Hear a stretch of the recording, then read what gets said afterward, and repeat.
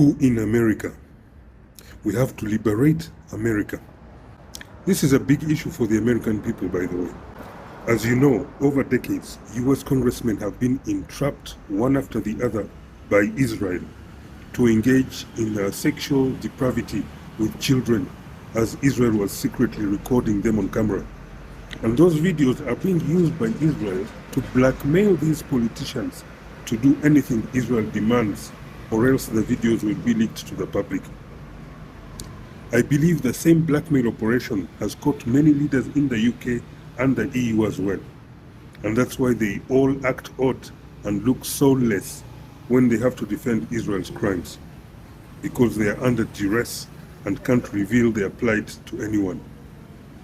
By orchestrating this blackmail operation, Israel conducted what is essentially a coup d'etat against the democracy that US politicians represent.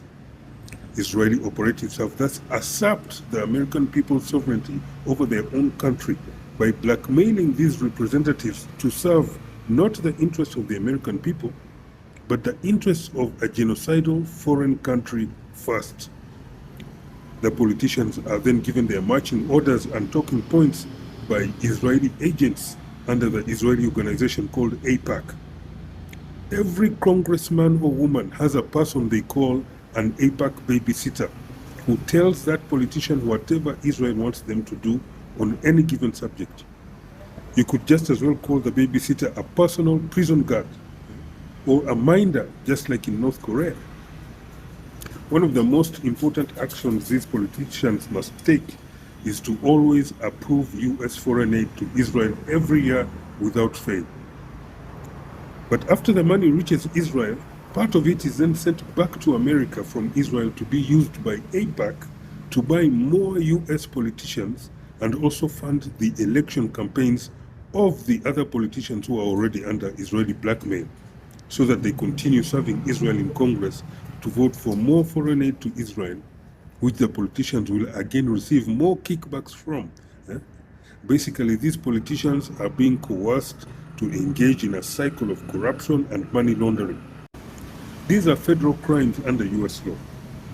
Now, besides approving money for Israel, they must also defend any action that Israel takes in the Middle East, be it genocide, air attacks on neighboring countries, or forced starvation on Palestinian children. This has been revealed by UK politician Jeremy Corbyn, who refused outright to be part of this scheme. The overthrow of democracy through blackmail should have never been allowed to happen anywhere.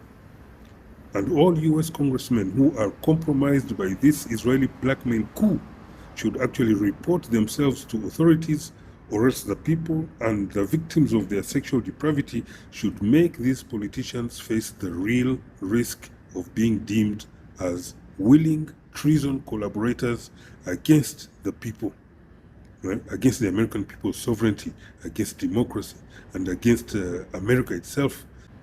Right now, Israel is doing everything so that the Epstein files do not come out. They are most probably the ones using a blackmailed Donald Trump to try and bury the files and videos so that they keep the power of blackmail that they have over America's politicians. Power that they have stolen from the American people who elected these politicians. The American people should not let this brazen coup d'etat against their country continue. This foreign regime in power in America, behind the curtains, is the one engineering the loss of freedoms of the American people, particularly when it comes to criticism of Israel. People are being cancelled, losing their businesses, and others their jobs, their families and marriages breaking, their homes breaking, for simply exercising their First Amendment right to speak their conscience. This regime is leading the US down a slope that culminates in not only the end of America as a free country for all its citizens.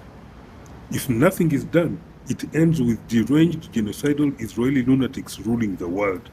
My role is to hereby alert the American and European people who might not be aware of the full scale and magnitude of this coup against their democracy. Thank you.